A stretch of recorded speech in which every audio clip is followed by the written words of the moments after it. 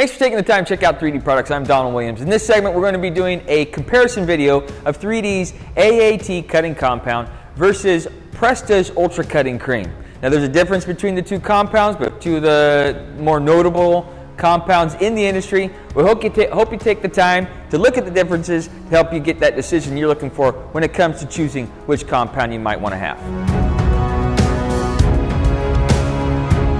Alright, so we're going to be doing a comparison of AAT 501 versus Presta's Ultra Cutting Cream.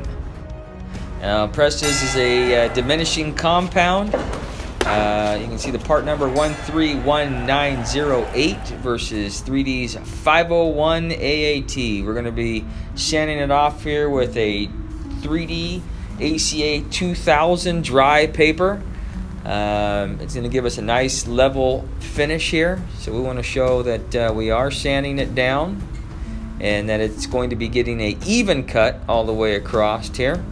And we want to just show the power of both of these products so that you guys, as whether you be fans or car people, or you want to do compounds and polishes in a body shop, or however you decide to use these products, you can make the best decision, see how quickly it cuts and how well it is prepared for your polishing step. So we've gone through here, sanded it down. We're going to go over it one more time.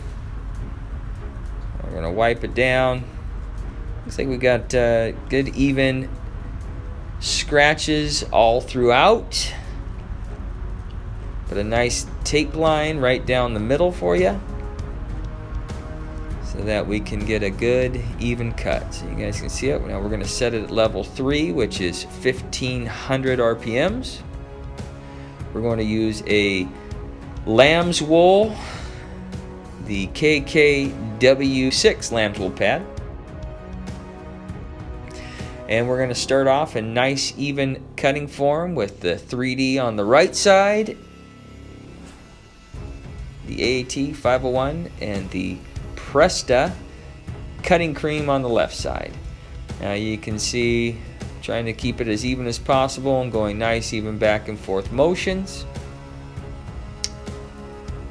Now if you want to look at it and notice how some of it's going through here, went up and down a couple times, going back and forth a couple times. You can see the 3D AAT, some of the benefits is that you can see right through it, so you can see your work. Cutting cream is a little bit harder to see the job that you're doing, but it's also working as well. Both of these products are cutting pretty well.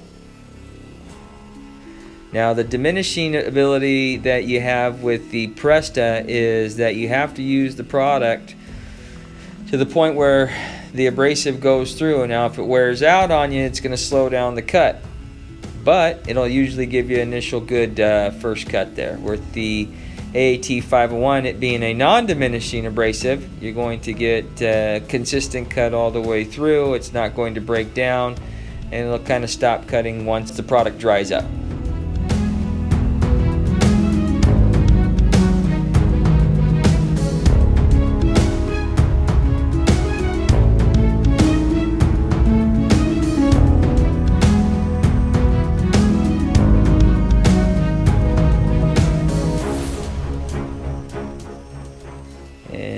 Both the products seem pretty clean at this point.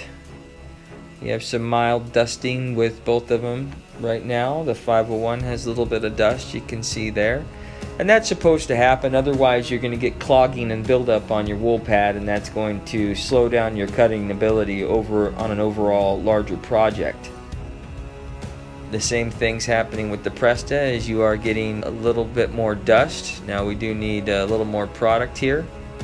We're using it the way that they recommend it being done on their website, where you put a dot in the middle there and kind of move it in and buff it out.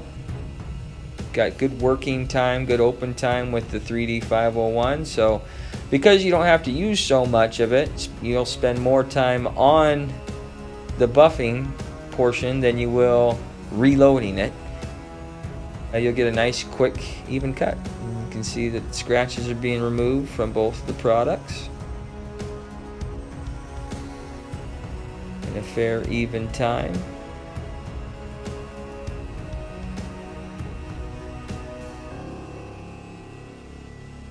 It should be pretty much the last little run here for the 501.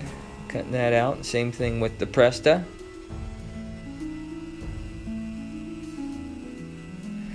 Yeah, you're getting a little bit of dust and some land on these knitted wool pads that are coming out, but you can see that the products have worked and they've cut out. At this point, all of the sand scratches. And we're just going to go through and try and make sure we got everything taken care of. This last little pass here.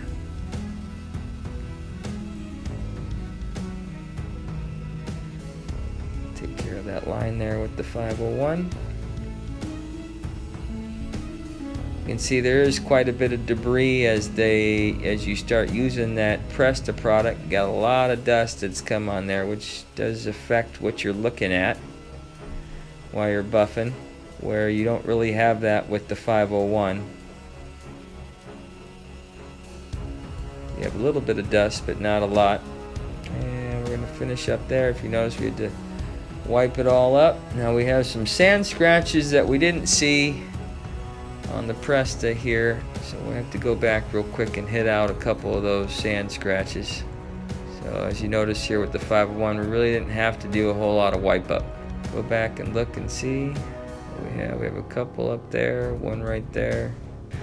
Get rid of those real quick for both of these guys. Now I want you to notice between these two compounds there is a difference. One of them has a more uniform scratch to it, which is set up for a polish, but we've got all the defects out. The other one has a little bit more irregularity, some highs and lows per se.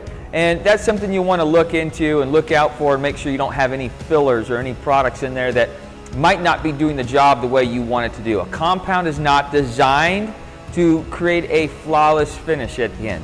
That is what the polish is for. So just take note of that as you're doing your compounds. It is supposed to look a little bit duller than the actual finished product.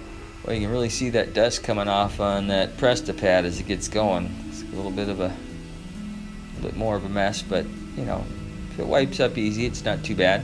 Now we're just going to take and run this over with this 501 real quick, make sure we're all done. We'll do the same thing with Presta, and then again, you guys make that decision on your own.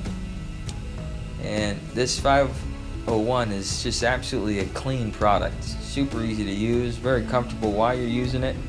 Make sure you don't have too big of scratches on it, because the diminishing abrasive has to be broken down into a polish. Now you get a little bit glossier finish between steps, but again, you know, it just takes a little bit of time as you're going. And now we finished here and got all of the scratches out on the Presta product. We're going to go ahead and see all the debris that builds up.